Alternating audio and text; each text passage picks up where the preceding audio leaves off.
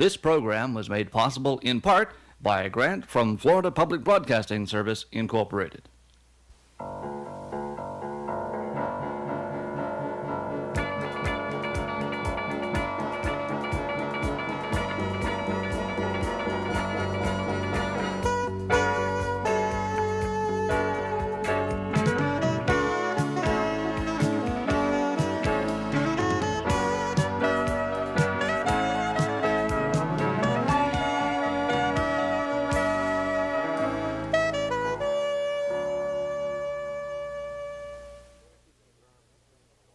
We better keep the environment clean for the wildlife, because if we mess it up for the wildlife, we're also going to mess it up for ourselves as well.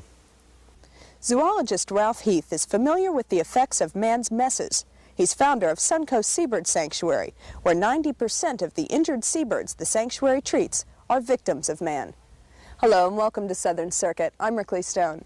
This week's journey takes us 10 miles north of St. Petersburg to Indian Shores, for a visit to the largest wild bird hospital in the country. Birds are among the spectacular wildlife that can be seen on North Florida's Wakulla River. Wakulla Springs tour guide Wilbert Gavin takes us on a jungle cruise down these strange and mysterious waters. Wakulla Springs is just one of the areas contained in the Florida State Archive's Florida Photographic Collection.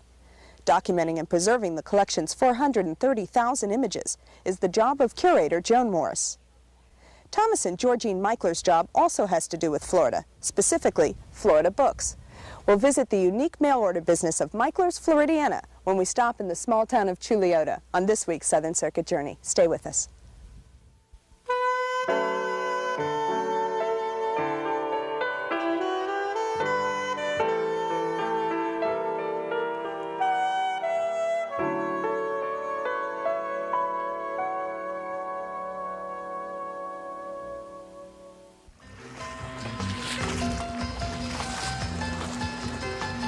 Here we go, we'll get him in the cage. We have to take him back to the sanctuary. No doubt about it. And you'll probably have to stay. Okay, easy, buddy. Okay, easy. Ralph Heath is a friend of the fine feathered. He's founder, president, and director of Suncoast Seabird Sanctuary, a nonprofit organization dedicated to the care and rehabilitation of sick and injured wild birds. It all started in 1971 when Ralph came across a cormorant with a broken wing.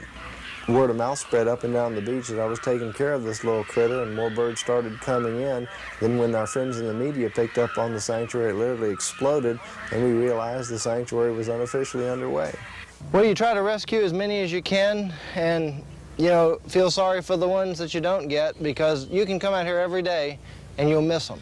They'll come in like almost at nightfall or after dark, trailing anywhere from 10 or 20 to several hundred feet of monofilament line, tangle up in the mangroves, fall through, and beat themselves to death within a matter of just a couple of hours. So no matter how hard you try to rescue them all, you never get them. So we just try to rescue as many as possible and then educate the public and the fishermen as much as we can to be a little bit more careful with the seabirds and don't cut the line when they hook them, but to get the line and the hooks off of them. Otherwise, this is the end result, a pelican and cormorant 10 feet apart right here on the island, both tangled up in monofilament fishing line. From the initial beginning of the sanctuary, it started out like when we would average like 6 and 8 a day, and currently it's between 12 to 15 admissions per day. That's a year-round average, and we currently have over 600 birds in residence. So it has really grown. 90% of all the birds are brought in by the general public simply because of logistics. Birds come from miles away from the sanctuary here, and if you're talking about an average of 12 to 15 a day, you could be on the road all day long, and if you're talking about traveling 50 or 100 miles away, it'd be impossible to get around and pick them all up in a one day's time, even if you had someone out on the road full time. So generally we have to rely on the public to bring the birds into us, and based on that, we have our staff able to go out and rescue the bigger, more dangerous birds that would be in difficulty and someone may not be more used to handling, say like a big heron or egret or hawk or something like that. And so once a bird is brought into the sanctuary, it's just like taking a person into an emergency room of a hospital.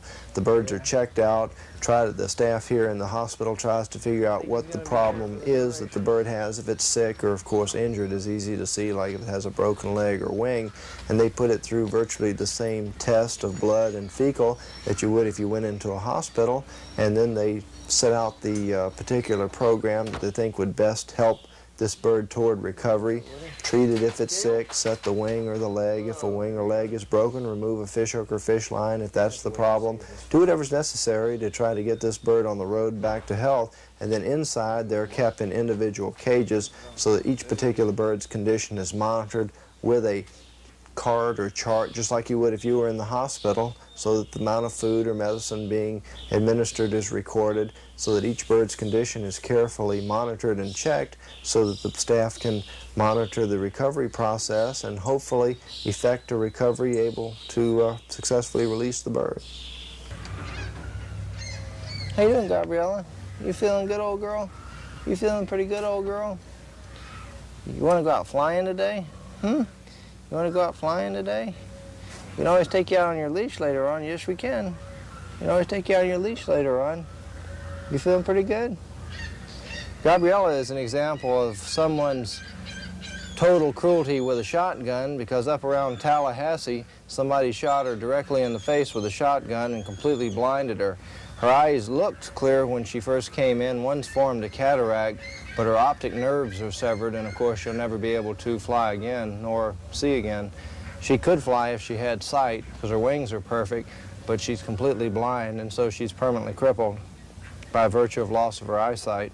It's a shame that anyone would take such a beautiful bird like this and intentionally shoot it just for a simple target, but it's a situation where this kind of thing happens all over our state, and about the only thing I can figure out we can do about it is try to educate people that they should try to protect our wildlife and, of course, not intentionally injure it.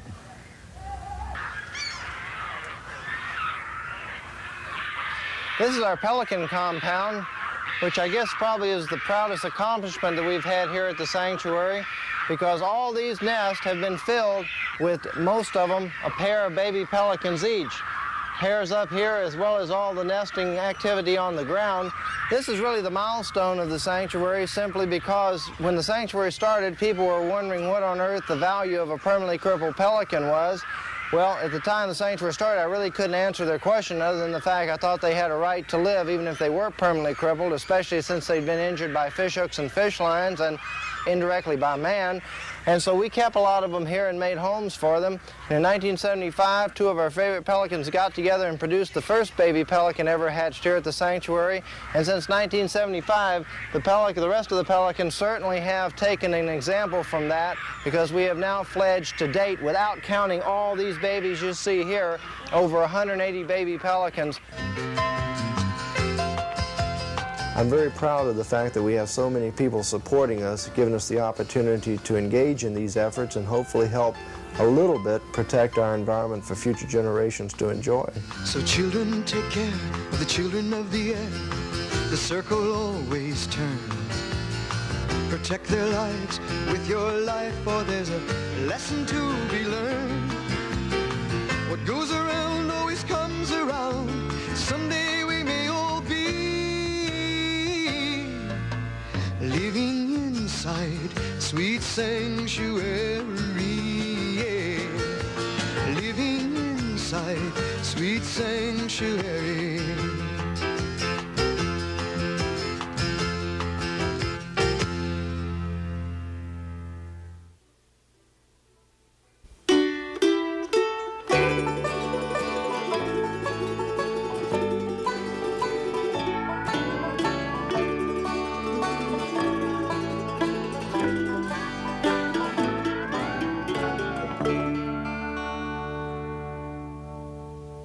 Out here now, the water temperature stays the same year round.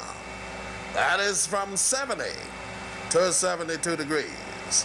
Out here now, this is the head of the river, Wakulla River. Wakulla, that's an Indian name meaning strange and mysterious waters. That means we all know where this water is going, but we don't know where it's coming from. The skill of interpreting Florida's natural wonders to audiences at attractions has become so stylized that in some instances it can be regarded as a folk art. So it is for Wilbert Gavin. For years his uncle Luke Smith guided tours down the Wakulla River, combining storytelling and musical performance. Luke is retired now, but Wilbert carries on the tradition that has made him, like his uncle Luke, a local legend at Wakulla Springs. Right back on your left in the grass now, there's more alligator. We got plenty of alligator out here now. If anyone on board here like to have an alligator, don't be bashful. Just let me know. Everybody come to see the alligators. And the favorite saying is, they're not real, they're stuffed. That's how I picked up that little saying. You're right. They are stuffed. They're stuffed on all the ducks and fish that they can catch and get inside of them. But you know, most people that do come here, even from around here, they think some of these alligators are stuffed. There's no stuffed alligators out here. The only thing out here that's stuffed is me, probably. All right, back here on your right, over on the snag, over on the stump on your right now, there's that anhinga. Here's a very good shot of that male anhinga. If you'll notice him closely here now, the body is furry like the wing is feathered. Out there, the air's fresh and clean, and the people on the boat are having a good time, and you got a good trip. The people is what make the trip. I guess as well as the guides, you know. If they got a guide that's full of fun and got it together, then the whole trip's together. I can go down the river and back and not even think about I'm on the river. I'm just thinking about what I'm doing, you know. I'm telling about the birds and this, that, and the other. The point I am in the river, sometimes I look around and I say, well, I done passed this point, but you know, I done already talked about it. So it becomes, I guess it becomes kind of routine, you know. Somebody probably can get on a boat and take me down the river. Set at 1,700 RPMs, and I can tell them where they are with my eyes closed. I enjoy the glass bottom, I guess. I enjoyed the jungle also, but I used to take more jungle than I did glass bottoms. But I'd have a lot more fun on the jungle boat than I do out on the glass bottom. Because you go out on the glass bottom, you got to take all that to heart, because that's Mother Nature herself. Well, down here's Mother Nature, but you can tease the ladies about the snakes down the river, you know. All right, ladies, it's time to go back one time now. It's your turn. Snake time. I've been looking for you ladies a snake ever since I left that dock. I got you a little snake right back here. I show one lady a snake, she get on the floor. Another lady see a snake, she sit in another one's lap. Another lady see a snake, she push one off on the floor. You know, I just say it to see what the reactions are going to be. You know, there's something different. When I first started driving jungle boat here, I got a little snake in the boat. At that time, I was afraid of snakes.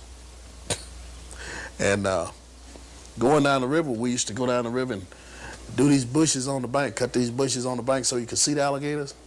And you step out on the bank, alligators splash in the water and scare you to death. So those two things you do learn how to see, because both of them can hurt you. We got deadly poisonous snakes out there, and the alligator's got a mouth, you know. Anything that's got a mouth can bite. Oh, Henry and I, he's been on about a 4.5-month vacation, but I'm going to find that pole, call him out, and see if I can get him to work a little bit for us. All right, Henry. Keep your eye on that pole now. If I can talk him out, he'll swim down, turn on his side and jump it right there 25 feet under the water. All right now, Henry, you're a little junior one. We don't care who worked down there this afternoon. It's called folklore, really. Now, on the glass bottom, Luke went out, when he talked, he had the tendency to sing. They call that chanting. Chanting like the black people in the old Baptist church, you know. People enjoy it, really enjoy it. We had another guy here, Hawk Jackson, he went out and he sang, you know. Same tradition. I used to sing, but I quit because people told me that they understood what I said by talking. You know, so I just backed up and started talking. I stopped the chanting. Oh, no, Henry, don't be like that. Don't be like that. Come on out them booger bushes. Get on down and work for me one time. I guess if you work out here, you just have to learn to enjoy it. You got to be an outdoor person. If you're not an outdoor person, then you can't hang. The wildlife, when we out on the river, the birds and the alligators, very seldom they even pay the boat any attention unless we are too close on them. We're so close. People that with cameras just love it. It fascinates them. They're not able to get that close to a bird or alligator, So it fascinates them, which really makes it nice. If they like it, then you can enjoy it that much more, as long as you're making them happy, This is the best way I know. You enjoy what you're doing. When you enjoy what you're doing, you don't take it as work. You think of it as being there, enjoying the people, I certainly hope that everyone have enjoyed your trip. I'd like for everyone now to be seated. I'm here. I'll be here for a while. I guess, if they don't run me off. They got to run me off, I suppose. You all come back, bring your friends. You're always welcome back here at Wakulla Springs.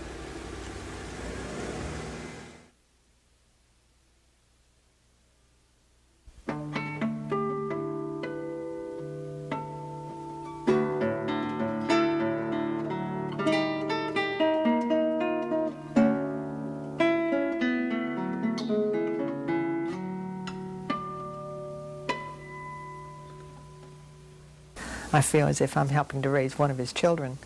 The child curator Joan Morris feels like she's helping to raise is actually Florida's photographic collection, founded by Joan's husband, Alan Morris, in 1952. For 30 years, the collection was housed on the campus of Florida State University. In 1982, it became part of the Florida State Archives and moved into its present facilities at Tallahassee's R.A. Gray Building. Today, the Florida Photographic Collection contains more than 430,000 images documenting Florida's history, its people, and its places. Well, I had been working in the catalog department out at FSU. Worked there for 8 years before Dr. Morris and I were married. And after we were married, I went to library school to finish my degrees. So I have a degree in library science and quite a good background in the technical aspects of librarianship, which just stood me in very good stead with working with this collection. Linda, that great picture of the people the tourists picking oranges from the off the train. Oh, yeah, that's it's under railroads. If an old photograph comes to us, my photographer, Dr. Linda Mainville, will do the copy work, make the prints. The negative is then filed in the negative file. The print is mounted on a piece of acid-free board. The identification is listed along the side, and it's filed in our reference file so that people that are coming in, researchers that are coming in to use the collection, can go to whatever subject they want, whether it's an industry, whether it's a place in Florida. Maybe they want to see doll pictures, maybe they want railroad depot pictures, but whatever, they can find it in the file, and it will tell them, the information will, alongside the photograph, will tell them where it was, who it is, when it was, and also who loaned us the photograph, and then the negative if they do want a copy. Convent, churches. There's some beautiful churches there. What about the hotel, Casa Marina Hotel? Yeah. It's been recently restored, hasn't it? Yes, it has. In the 2 years that we've been here at Archives, the use of the collection has tripled. It's made a tremendous difference that we're where people expect us to be. Word of mouth probably is the way that the news travels the most. We've worked with a great many historical associations, and they tell each other that if they loan us their pictures, we'll not only return their originals, but give them a free print, which they can then use for their files. I think newspapers, magazines, people, authors of books, histories, genealogies, those sorts of people come to the collection because they have an interest, and when they find out that we have this service, that word spreads.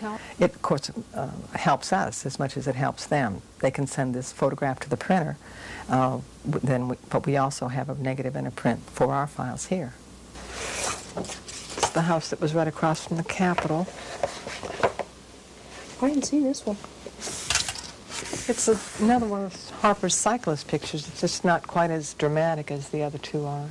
I think probably I know a little more about Tallahassee since I live here.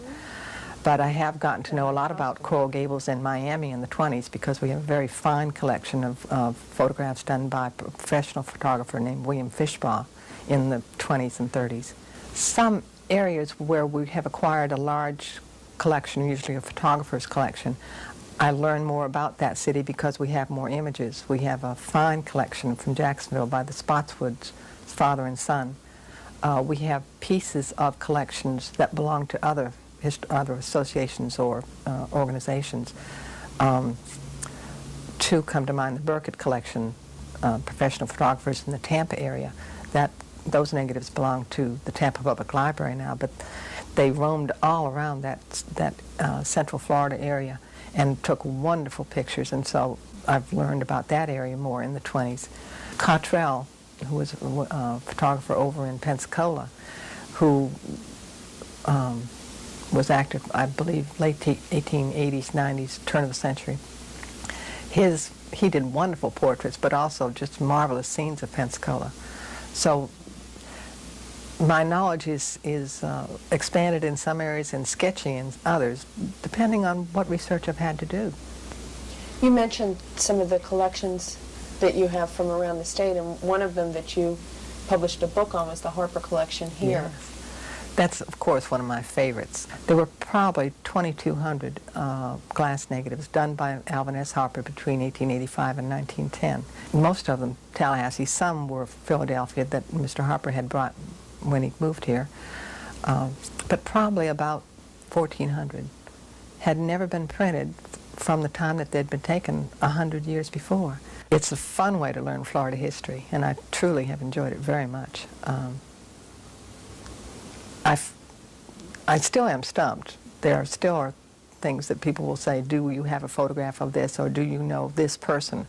And certainly I don't know everything, but I have learned a lot.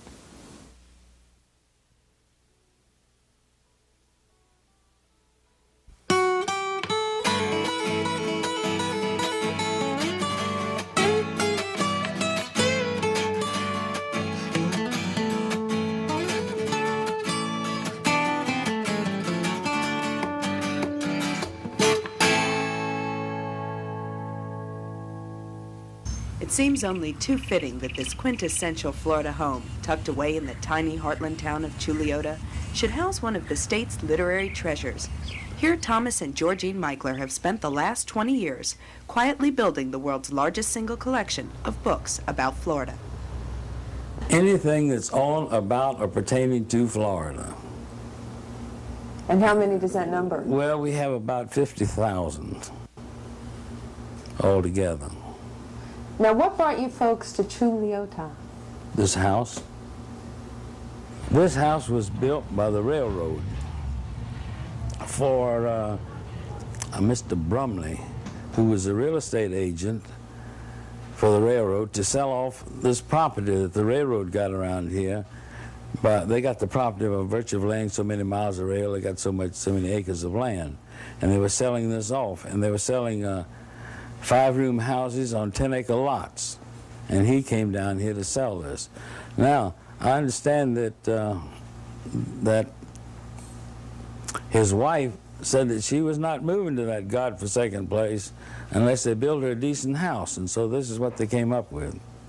What is it like to have a business like you have here in your house? Well, sometimes it's very frustrating, and especially when people call us on Sunday morning about a book, and just when I'm settling down with the funny papers and the crossword puzzle. But really, the people you meet in the book business are very nice, no matter what area they're in, whether they're selling you books, whether they're buying books from you. They're all interested, and they appreciate your help. It's a lot of fun.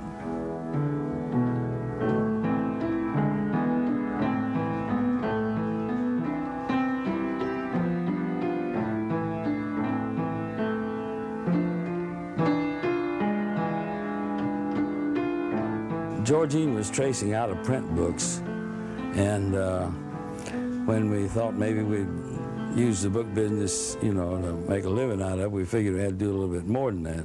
So we came up with the idea of specializing in Florida material. our interest in Florida history began with the fact that my husband is a native Floridian and whose family goes way back into the Spanish days. And we had a store in Orlando and a lot of space to fill in. And we discovered that, well, I wanted to have a book department, which I did, and then I discovered how much interest there is in Florida material. So we started putting out lists, and it all grew from that. And eventually we went into the business full time in just Florida material in 1963. This is Georgine Michler of Michler's Floridiana in Chulliota, Florida. On May 21, we ordered 5 copies of Meisner's Florida by Curl, and when we hadn't received them by the 22nd She takes care of June, of the business end of it. and asked to increase That the is order by Michael's Floridiana, and which is the end that sells all the books and so forth and so on. And what I do is I take care of the publishing end of it. Michael House publishes, and along with that I do the maps and also the traveling that has to be done when we go out to put a display at a media center or anything like that. Well, I do that too, and she takes care of all the rest of it. Well, I'll see y'all next week. Okay. I bet. Thank you. Thanks. Good night.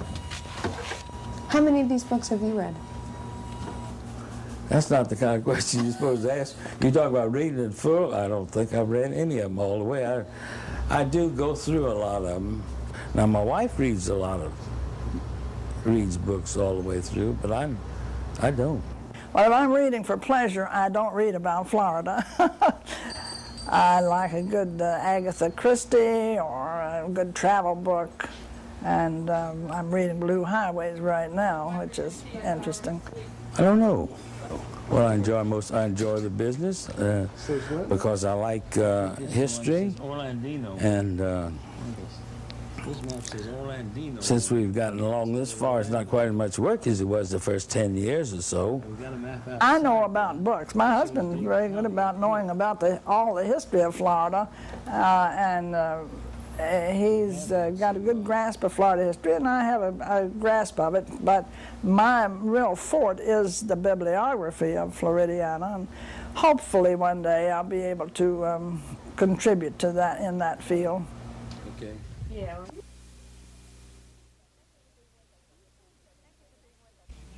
Thank you for being with us on this week's Southern Circuit. Be sure and join us again next week when we stop in Juneau Beach for a visit with the Turtle Lady. We'll also travel to Pensacola, Gainesville, and Ybor City. We hope to see you then. Have a good week.